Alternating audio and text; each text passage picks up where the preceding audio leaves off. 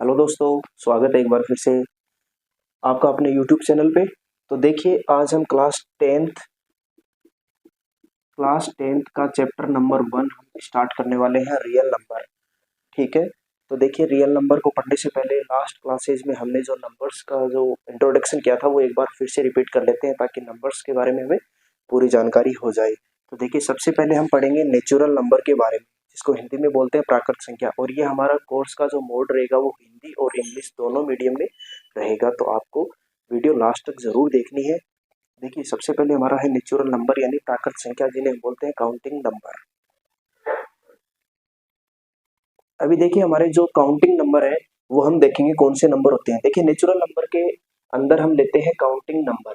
ठीक है। अब काउंटिंग नंबर हमारे 1 से स्टार्ट होते हैं, 1 2 3 इस तरह से चल के इनफाइनाइट यानी अनंत तक हमारे नेचुरल नंबर होते हैं। अब इनको देखिए, दर्शाने के लिए हम कर्ली ब्रैकेट काम में लेते हैं। ओके।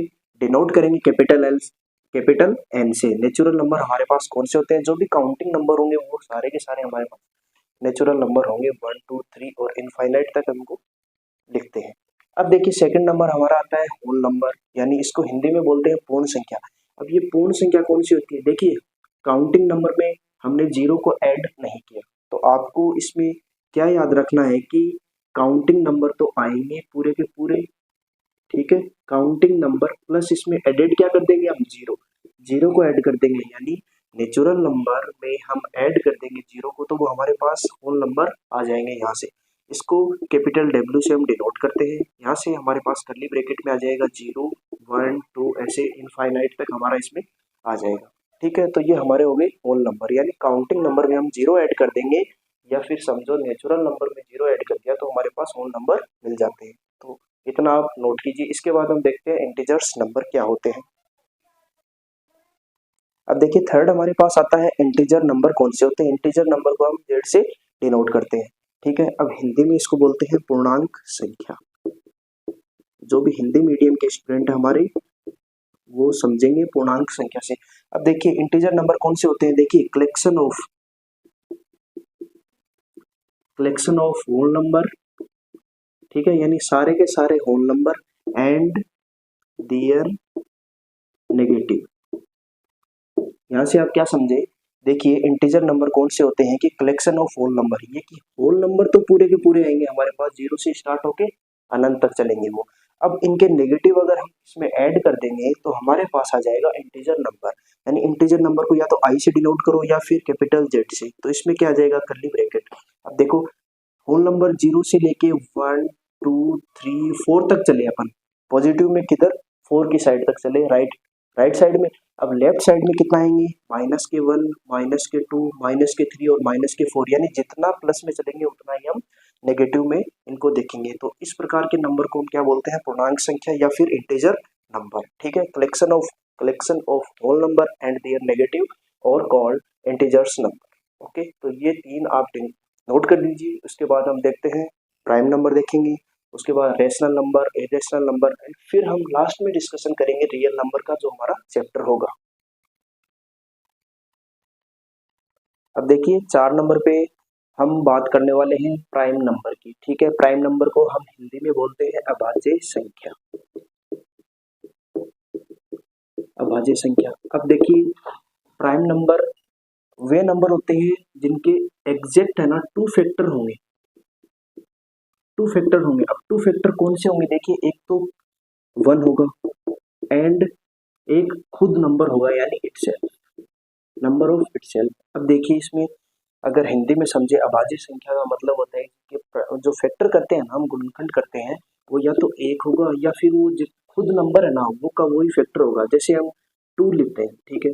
अब 2 के फैक्टर कौन से होंगे? या तो 1 होगा या फिर 2 का 2 ही फैक्टर होगा, यानी 1 आएगा इसमें और 2 आएगा, इसके अलावा कोई भी नंबर नहीं आएगा। अब देखिए, जैसे 3 है हमारे पास, 3 के भी 2 ही फैक्टर होते हैं, एक तो 1 होता है, एक 3 होता है। ठीक है। इनके अलावा, यानी बोलने की ये बात है कि प्राइम नंबर कौन से नंबर होंगे? जिनके एग्जैक्ट है ना 2 फैक्टर होंगे, यानी 2 ही गुणनखंड होंगे, इसके अलावा फैक्टर नहीं बनेंगे, तो वो हमारे के सारे प्राइम नंबर में आ जाएंगे। ठीक है। अब देखिए, अगर सीधी सी आम भाषा में बोले तो जिसमें या तो खुद का भाग जाएगा ठीक है, या फिर 1 का भाग जाएगा। इसके अलावा वो किसी नंबर से डिवाइड नहीं होंगे, तो वो सारे के सारे हमारे पास आते हैं प्राइम नंबर। अब बात आती है हमारी रेशनल नंबर की। रेशनल नंबर को हम हिंदी में बोलते हैं परिमेय संख्या। अब परिमेय संख्या क्या होती है कि वे नंबर जिन्हें हम पी अपॉन क्यू की फॉर्म में लिख सकते हैं, रिटर्न कर सकते हैं, ठीक है। यानी कोई भी नंबर है वो अगर पी अपॉन क्यू की फॉर्म में हमें लिखा हुआ मिलता है तो वो हम क्या समझेंगे कि वो रेशनल नंबर है। अब देखिए इसमें पी और क्यू क्या होते हैं, where P and Q are integers, यानी ये दोनों के दोनों हमें पूर्णांक मिलेंगे। अभी इंटीजर नंबर के बारे में हमने पढ़ा था कि यानी 0 से पॉजिटिव की साइड और फिर उतना ही नेगेटिव ले लो, वो हमारे पास, ठीक है, इंटीजर्स होते हैं। अब देखिए पी अपॉन क्यू की फॉर्म में जो भी नंबर मिलेगा वो सारे के सारे रेशनल नंबर हमारे पास आएंगे। और इसमें एक कंडीशन और होती है, ठीक है, कि क्यू है वो नॉट इक्वल जीरो। क्यू अगर जीरो बन गया तो फिर तो क्या हो जाएगी, इनफाइनाइट हो जाएगी। यानी कोई भी नंबर है, देखिए 2/0 यानी इनफाइनाइट हो जाएगा। 2/2 इसको हम प्राइम नंबर भी लिख सकते हैं, रेशनल नंबर लिख सकते हैं 2/2, ठीक है। इसी प्रकार जो पी अपॉन क्यू के रूप में जो हमें मिलेंगी संख्या वो सारी की सारी क्या होंगी, रेशनल नंबर परिमेय संख्याएं होंगी। अब लास्ट हमारा आता है इर्रेशनल नंबर, यानी इसको हिंदी में अपन बोलते हैं अपरिमेय संख्या, जो आपकी क्लास 10th में इंपॉर्टेंट भी होने वाली है और चैप्टर नंबर 1 में इसका यूज भी होगा। एक क्वेश्चन एटलीस्ट यहाँ से एग्जाम में पूछा ही जाता है। अब अपरिमेय संख्या के बारे में हम जानेंगे कि अपरिमेय संख्या क्या होती है।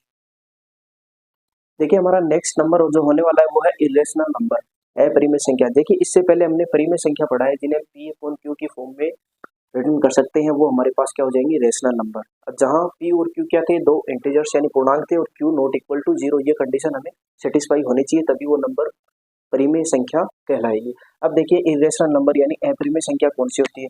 अब देखिए इरेशनल नंबर क्या होते हैं भाई, कि सबसे पहले तो फर्स्ट कंडीशन तो याद रखो, जिन्हें हम पी अपॉन क्यू की फॉर्म में नहीं लिख सकते, ठीक है।